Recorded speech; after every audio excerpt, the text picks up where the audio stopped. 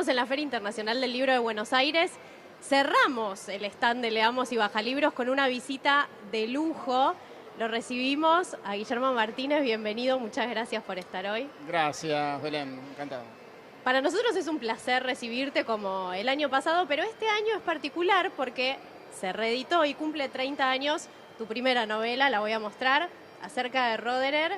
Esta edición es conmemorativa y vamos a hablar primero sobre este libro que formaba parte de la Biblioteca del Sur, dirigida por Juan Forn. ¿Qué es lo que cambió desde ese momento, desde la publicación a hoy? Bueno, en el país cambiaron, por supuesto, una cantidad de cosas. Pensemos que en esta novela todavía se menciona, por ejemplo, Malvinas, o sea, era esa época, el año... Se supone que ocurre, aunque es una novela un poco atemporal, se supone que ocurre alrededor de 1982, ¿no? Que corresponde a mi generación, que fue la que fue a Malvinas. Imagínate que todavía no había mail, no había internet, no había teléfonos celulares, entonces el tiempo dio varias vueltas, pero a la vez los temas que trata la novela son en algún sentido atemporales y tienen algunas prolongaciones actuales. Mira, hace menos de una semana tuve que dar una charla en la Facultad de Exactas sobre la inteligencia artificial. Sí.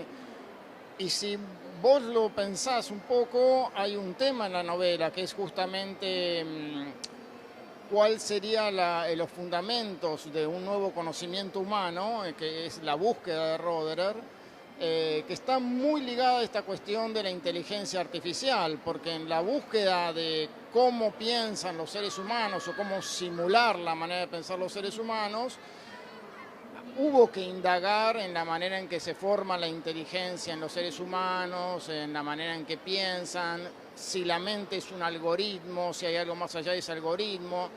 Y en mi novela aparece un teorema ficticio, el teorema de Seldon, que tiene mucho que ver con las preguntas que se hizo Roger Penrose sobre si la mente humana puede ser extraída fuera del cerebro como un programa de software, digamos, o si hay algo orgánico, fisiológico, que no se puede simular a través de una computadora. Te das cuenta que esa clase de preguntas, que eran preguntas de las que yo algo sabía en aquella época por los temas que estaba estudiando, se desarrollaron en el tiempo, en estos 30 años, y dieron lugar a lo que vemos hoy, que es el GPT-4, etcétera, ¿no? O sea... ¿Te preocupa como escritor? ¿Te preocupa como escritor la inteligencia artificial que pueda reemplazar ese mito de que va a reemplazar a los humanos? Bueno, no me preocupa a mí porque ya escribí casi todo lo que podía escribir, no me quedan 3 o 4 novelas y no creo que la inteligencia artificial las vaya a escribir por mí. Pero sí creo que vamos a un mundo híbrido donde van a circular obras que nadie va a poder decidir si las escribieron seres humanos o las escribieron computadoras. Esto es muy parecido a lo que ocurría cuando recién aparecieron los primeros programas de ajedrez. ¿No es cierto? Que la gente decía, bueno, las computadoras nunca van a poder derrotar a los seres humanos. Mentira, ya los primeros programas de ajedrez jugaban muy bien y unas pocas personas podían derrotar esos programas. Lo mismo ahora, dicen, bueno, la inteligencia artificial no va a poder escribir como, bueno, todavía quizá no escribirá como los más grandes autores que conocemos de la literatura, pero seguro que redactan mejor que muchos, ya a esta altura. O sea, eso no me queda duda y lo pude comprobar. O sea, una alumna mía puso la mitad de uno de mis cuentos y preguntó por posibles finales. Y me mostró 7 alternativas que daba la inteligencia artificial y todas eran coherentes, razonables, creativas, variadas. Entonces yo creo que vamos a un mundo en donde los seres humanos vamos a actuar más o menos como curadores, ¿no? Por ejemplo, con diseño de tapas. Quizás ya no le encarguen a un diseñador. Hay un banco tan inmenso de imágenes y hay mezclas y posibles variaciones. que quizá un programa te muestre un abanico de posibilidades y vos elijas y vayas en uno de los sentidos posibles y después hagas refinamientos sucesivos para llegar a la etapa que te guste. Mi hija tiene una revista, ella no sabe hacer la parte de dibujo y resuelve las tapas así, ahora mismo. Entonces, me parece que vamos a un mundo un poco híbrido donde, bueno, el gran problema por delante va a ser la supresión de innumerables trabajos. Eso es uno de los peligros, digamos, que yo veo. Antes de meternos en la novela de vuelta, hablaste de supresión, hablamos de reedición, yo pienso también en la reescritura de ciertos clásicos. En una mesa yo te vi, Felva, hablando sobre cancelación. ¿Qué te parece esta reescritura de los clásicos? No, sobre eso estoy absolutamente en contra. Me parece una de las noticias más tristes de la cultura de los últimos tiempos. O sea, ya me parece tremendo la idea de no publicar a tal o cual autor por su posición política, ideológica o lo que sea. Ya eso me parece... Ya me parece tremendo la idea de las quemas de libros, como ocurrió hace poco, pero ir hacia el pasado y tratar de corregir autores del pasado que ya ni pueden defenderse, me parece como la noticia más tremenda del mundo cultural. O sea, es ir en contra de todo lo que hizo la civilización hasta ahora. Además, siempre digo esto. Yo recuerdo muy bien cuando todo Occidente se burlaba de la censura en la Unión Soviética, decía que trataban a sus ciudadanos como niños y había todo, porque en la Unión Soviética había censura de tipo ideológico y tenían como estandarte la libertad de expresión. ¿Y qué pasa ahora con todas? O sea, estamos como en esas épocas que hay que estar cuidándose si... En esta novela, por ejemplo, dice gorda, ¿viste? ¿Qué sé yo? No lo corregiste. Sí, no lo corregí, editaste. pero quiero decir, es una locura pensar en ir hacia atrás a libros escritos de hace 20, 30 años para ponerlos a tono, además, con lo que es la música de esta época. Posiblemente la de la próxima va a ser diferente. Entonces, cada época va a destruir todo lo que se hizo antes. Además, es no tener ninguna... ¿cómo te puedo decir? Confianza en lo que puede ser el raciocinio y la forma de discriminar de las personas en cuanto a lo que era el pensamiento de una época y lo que es el pensamiento actual. Es absurdo. Yo leí La cabaña del tío Tom cuando era un chico. ¿Y cuál es el problema? Ahora puedo entender o puedo apreciar el sesgo esclavista, ponele, o no tan crítico como debía ser. Pero de ahí a querer eliminar esa obra, que nadie la conozca, me parece una locura tremenda. ¿Y se produce distinto al momento de producir, digamos, desde el proceso creativo me refiero? ¿Se produce distinto? En mi caso, con ciertos temores. Por ejemplo, yo escribí Los crímenes de Alicia y reconozco que como iba a tocar el tema de la pedofilia de Lewis Carroll, tenía cierto temor de cómo iba a ser leído. Pues después está esa otra parte. Una cosa es lo que uno escribe y otra cosa es lo que se quiere encontrar. Si vos vas con un ojo de vigilante, de policía, y bueno, podés encontrar casi lo que quieras. Por decirte algo, a mi hija le dieron en el colegio secundario Mi cuento Infierno Grande, que como sabés es un cuento que tiene que ver con el drama de los desaparecidos, la dictadura, etc. Toda mi vida pensé que el cuento era sobre eso. La primera pregunta que le hicieron es sobre qué pensaban de cómo se retrataba el personaje de la francesa, que era una mujer que vivía en el pueblo y que la veían con los ojos machistas de un pueblo. Nada tampoco tremendo, pero parecía de pronto que lo más importante del cuento era la manera de retratar a la mujer. No era eso el cuento. Bueno, en fin, todo ese tipo de cosas están ocurriendo ahora mismo. Vuelvo a la novela. Sí. Dijimos que fue parte de la Biblioteca del Sur, curada por Juan Forn, y me enteré que fuiste una de las personas que no aceptó las correcciones y las ediciones de Juan Forn. ¿Es cierto? Bueno, a ver, no es que fueran obligatorias, como No, en serio te digo, vos has sido editora. Eran observaciones que él ponía, que él consideraba de buena fe que podían mejorar la novela y me señalaba en lugares específicos y en general su idea era que yo tenía que desarrollar más. Me decía, me acuerdo la frase, pero acá, ¿por qué no desarrollás? Desarrollá. Y yo tenía una formación de cuentista y para mí llegar a esta extensión había sido una hazaña. Digo, ¿cómo desarrollar más? Más me parecía que era ser un pesado, ¿viste? No, ya está todo explicado. De hecho, lo sigo considerando así, pero porque tiene que ver también con la época en la que lo escribí. Quizá ahora, si yo ahora pudiera, digamos, haber grabado los consejos de él, quizá ahora hubiera atendido alguna cosa más. Con esto te quiero decir, no es muchas veces que los editores hagan consejos equivocados, sino que tiene mucho que ver con el mundo en el que estuvo sumergido el escritor, las articulaciones, como las piensa el escritor, y vos sabés mucho más sobre el texto de lo que, de lo que en el texto queda escrito. Entonces vos entendés por qué hay una cantidad de cosas que sí y otras que no cambiarías, ¿no? Entonces no es que fue una actitud de decir, ah, no, yo no quiero que me toquen nada, sino que realmente las miré una por una. Creo que alguna atendí, no me acuerdo ahora cuál, pero hubo una que sí, hubo una que sí. No, porque yo había buscado una frase que no me salía del todo, el juego que yo quería hacer, y él me sugirió algo, y eso me dio la pista para poner la frase en la mejor formulación. O sea que una sí... una le diste la derecha. Sí, no, por supuesto. Pero no se pelearon. No.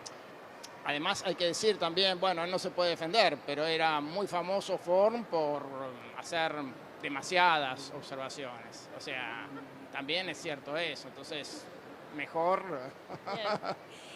Hay otra cosa que pasa con tu novela acerca de Roderer, que los críticos literarios dicen que va a contrapelo de la literatura que se venía produciendo en Argentina y también de lo que se venía leyendo, que había mucha impronta de literatura extranjera. ¿Crees que atravesó a tu generación y a esta novela en particular el haber pasado por la dictadura, por Malvinas? ¿Hay algo de eso?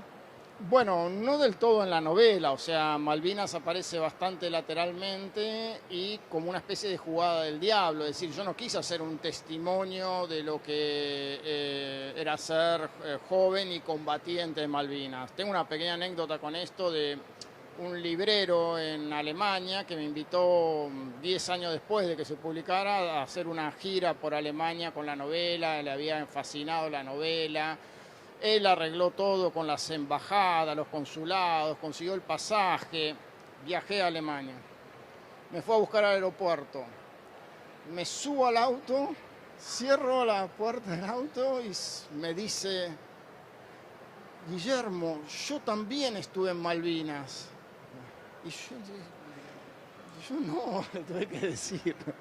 Y ya estaba absolutamente convencido de que yo había estado en Malvinas, porque el narrador de mi novela dice que estuvo en Malvinas.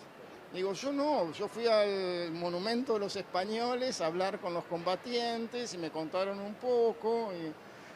Te quiero decir, para mí era una parte de una ficción a construir, pero quedó totalmente decepcionado.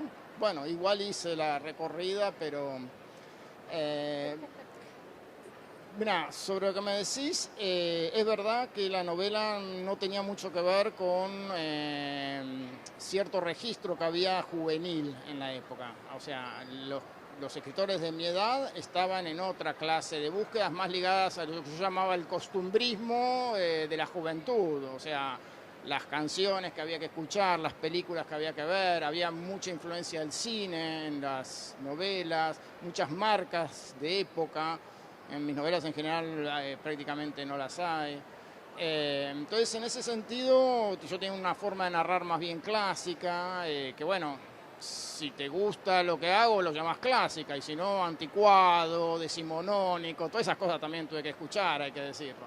Y ahora ya no te lo dicen. No, ahora ya soy un viejo y ya puedo ser anticuado, o sea, es lo que se espera, sería más ridículo que...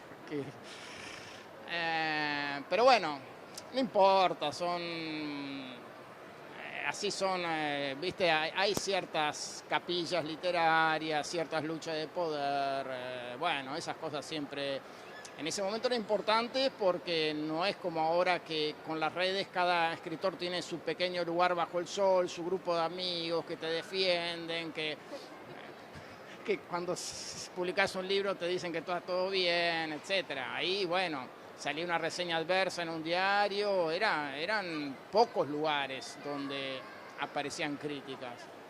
Entonces estas luchas eran más pesadas, digamos, ¿no? Varios de tus libros fueron adaptados a la pantalla chica, al formato audiovisual. ¿Qué es lo que está viendo la industria audiovisual en libros que probablemente no son novedades, pero qué es lo que quieren buscar, digamos? ¿Qué retoman? No, yo creo que con el auge del formato de series y con las plataformas, cada plataforma necesita generar contenido. Yo lo veo como una especie de búsqueda típica del capitalismo de mover la rueda de la industria. Entonces se abren más posibilidades porque es un momento de crecimiento de esto. Va a durar poco también, porque siempre hay un efecto de saturación, ¿no? Pero bueno, mientras dura, los escritores de algún modo nos hemos beneficiado, porque es como vos decís, incluso hay novelas mías que para mí eran difíciles de adaptar, y sin embargo las quisieron adaptar. Ahora mismo hay una posibilidad de que se haga una serie que tendría como primera temporada Crímenes Imperceptibles, como segunda temporada Los Crímenes de Alicia y quizá una tercera temporada a continuación ya en donde yo ni siquiera escriba, ¿no? Sino que me compren los personajes, un poco era esa la idea para proseguir una serie a futuro. Pero bueno, son estos... Me han llegado ofertas de ese tipo, porque todos están en la búsqueda de, bueno, la famosa búsqueda de contenido, que en el fondo es búsqueda de ideas, ¿no? O sea, volviendo al tema de la inteligencia artificial, el insumo fundamental que todavía, digamos, podemos dar los escritores y los artistas en general son ideas. Bueno, ya que te tengo acá, te voy a pedir una idea para cerrar y antes de irnos. Vos escribiste Borges y las matemáticas y en esta feria, en esta edición de la feria, se están celebrando los 100 años de Fervor de Buenos Aires, que es el primer libro de Borges, el poemario. ¿Por qué libro podrías ayudarnos a ingresar a Borges? Bueno, yo creo que el libro fundamental donde está para mí los temas y en su mejor expresión, el Borges en su mejor expresión es Ficciones, que reúne algunos de sus cuentos más celebrados, ¿no? Ahí está el Aleph, el Sur, y además tiene un buen balance entre el Borges más cerebral, lleno de referencias culturales, de citas, de suposiciones sobre textos que uno no está seguro de si existieron o no, etcétera, con otros cuentos que son más llanos en algún sentido, más accesibles. Entonces me parece que ese es un libro que tiene un buen balance de todo el universo borgiano, ¿no? Ahora sí te hago la última, última en serio, en serio. Dale. Para terminar hablando acerca de Roederer, 3 claves o 3 palabras que definan la novela, que la podamos leer en clave actual. Mirá, la novela, el corazón de la novela para mí es de algún modo la tensión entre dos clases de inteligencia. Una inteligencia que se adapta al mundo, que está de acuerdo con el mundo, que de algún modo anticipa las ideas y las puede llevar a la práctica. Y otra inteligencia que es de otro género, de otro tipo, de la idea del genio, pero que está en contradicción con el mundo. Siente que hay algo de las ligazones, las ligaduras del mundo que no son las que debieran ser, ¿no? Entonces, que esa es como la mirada de extrañamiento de la persona genial que cuando logra cumplir con sus proyectos te hace ver de otro modo. Entonces son dos tipos de inteligencia, la asimilativa y te diría, la confrontativa, que es la que cambia paradigmas. Esa es la discusión por debajo esencial de la novela. El segundo tema para mí muy importante es mostrar que no hay una dicotomía entre razón y pasión. O sea, que la razón puede arder con la misma temperatura que la pasión. Es otra de las pasiones humanas, ¿no? La búsqueda del conocimiento. Entonces, esas son las dos ideas principales. Guillermo, muchas gracias No, por haber no. pasado por el stand de Al Leamos y contrario. Baja Libros y por dar este cierre de lujo a nuestra Bueno, feria. muchas gracias. Estuvimos hablando de la novela acerca de Roderer en su edición conmemorativa de 30 años. Muchas gracias. No, gracias a vos.